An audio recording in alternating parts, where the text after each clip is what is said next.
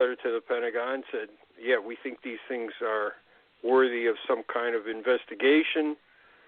The Pentagon put that together, sent it to Twining's higher up, recommended it be pushed into the budget, and in the end of January of 1948, a project was authorized. Now, it's what I was trying to demonstrate is to investigate. What I was trying to demonstrate is the Twining letter is not something that stands alone like people in UFO lore think it is. It's actually... It wasn't out of the blue. It wasn't out of the blue. It's actually a procedure that he was supposed to follow, and he followed it exactly. And it was established before UFOs were ever on the scene. And then once you understand that, you get a little idea about the history. I hear that. Is totally. Not quite what inspired him? What inspired him to investigate UFOs? Did he have an incident himself? No. He was called by his command did. He was called by somebody that he trusted, who told him, who was an aviation editor. So this guy he's an aviation editor. He's been paying attention to the press. So he asked, and he gave Twining a couple of examples, and UFOs have been there have been a deluge of UFO sightings in the press, but the aviation editor said, "Hey, this is something that's going on." And like I said, the colonel in the Pentagon that's investigating these things pretty well on his own.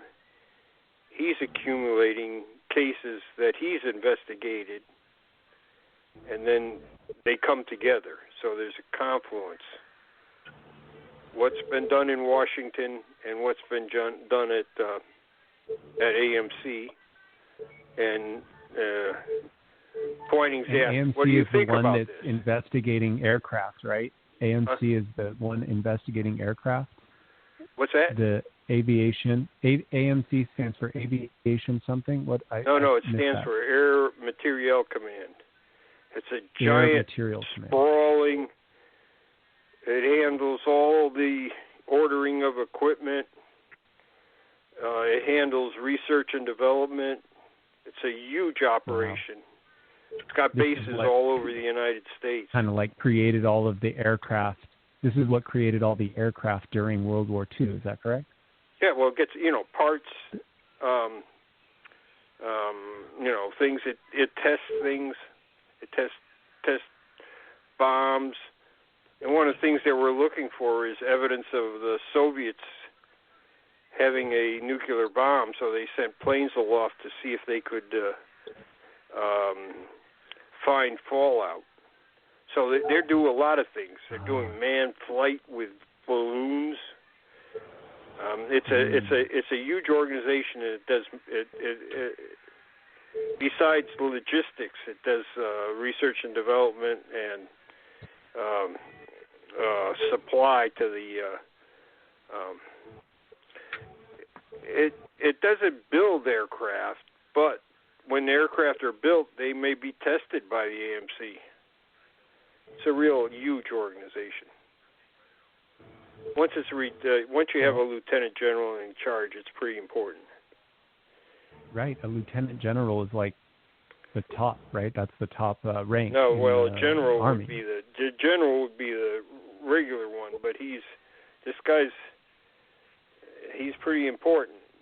Now, intelligence in the Pentagon for the Army Air Force is only a major general. He's one step below Twining. Right. So, okay. I got to get my rank. So, essentially, what this shows is we know the procedure that you can have an interim project at AMC. Twining's informed about UFOs from a person he trusts, He decides to investigate on his own, which he can. And now he has budget. Yeah, He's approved. And now they go ahead and just help the budget process along by producing a letter. It wasn't just something out of the blue. Right. It was part of the procedure that they had to do. So then what happened? So he has the budget. He's like ready to go investigate. What happens now? They started a project called Project Sign. It was Sign. Okay. They Project have been Sign. they have been investigating.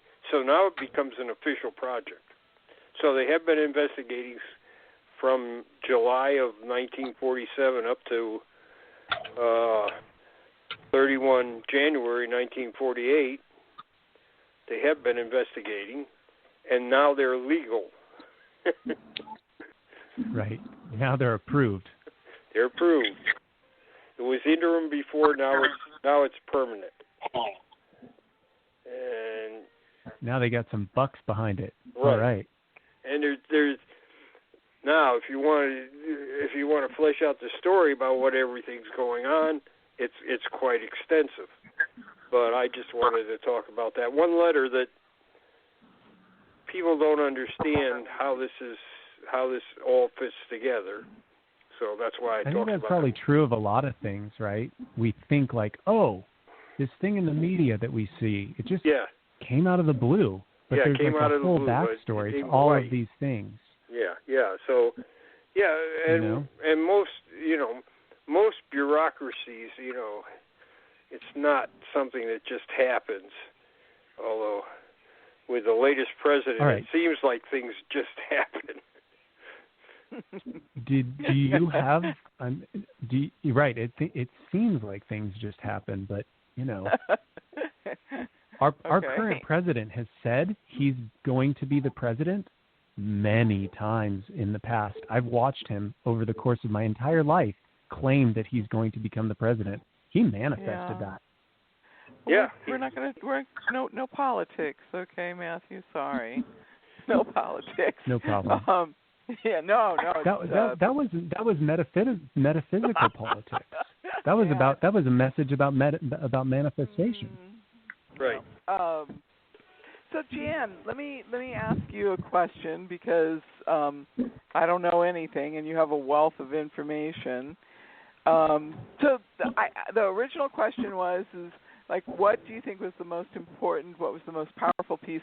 And basically, what you clarified is that General Twining, who was a very interesting four-star general, he is the one who, through a trusted friendship, created the money, the financing, and the support in order to begin the journey of documenting the information we have about UFOs. That's where the story starts at, and that's what you reveal to us, and you reveal the individual who actually got the money and got the manpower in order to take and put this together.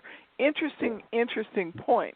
So now that's where we start, and so now take us to a different point in the process of where, because you started doing this when you were extremely young, and you got involved in this process. So talk to us about the next most important point that you think that made the difference between us actually understanding how we do have interaction with alien races and it just being a myth. Just talk about the direct connections that happen, very, very tangible direct connections that happen, because you have more information probably than anybody I've ever even heard of. So it's interesting. Well, once again, I said I'm a plodder. Okay. So I plod. So I went to the archives. Okay. Turning over pieces of paper. Let's look at Air Force top secret documents. That could be interesting. Find something that way. So I'm starting from 1946 and going forward with that, just turning over documents and seeing if there's anything relevant to UFOs. Now, historically, supposedly, in 1948, after investigating a number of UFO cases, Project Sign, which is the legitimate project investigating UFOs after it's okayed, has been investigating things, and they have to put in quarterly reports. Well, one of their reports is called the Estimate of the Situation, which is an intelligence document where you stop and think about everything you found and what is the situation from what you've found so far. And so the Project Sign guys put this together, and their estimation in somewhere about October, September 1948, they decided that they would say, our estimate is these are interplanetary. Okay. Wow. So can you back up just a second? How were you connected to Project Sign? How did you find out about it? Project Sign's been known about it. The book Report on Unidentified Objects describes Project Sign and everything. It doesn't. Okay. It skims over it. It doesn't have many of the personalities or anything like that. Now what? So you didn't know any of them personally? What my colleagues and I have done have investigated some of these people, and when we started investigating, some of them were still alive, and we could talk to them. Right. Or we could talk to their kids.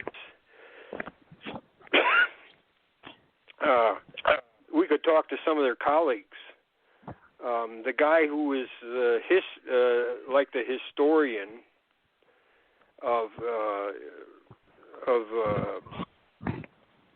T2 or intelligence at AMC, he's still alive, and he knew some of the people that were there, and he could, describe their habits and fobies and what their official positions were and things like that. So we've talked to people like this, but Project Sign is fairly well known because there's Air Force correspondence, and the records of Project Sign, as far as its investigations go, are available.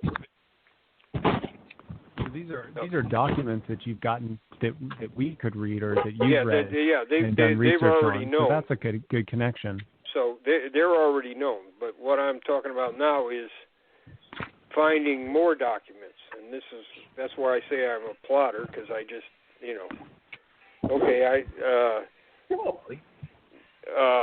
people can request things under the FOIA, or they can just write to the archives and say, do you have this?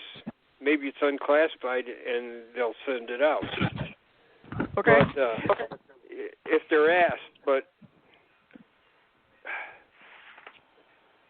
it's difficult to find every document, because sometimes it's in with a whole bunch of other documents.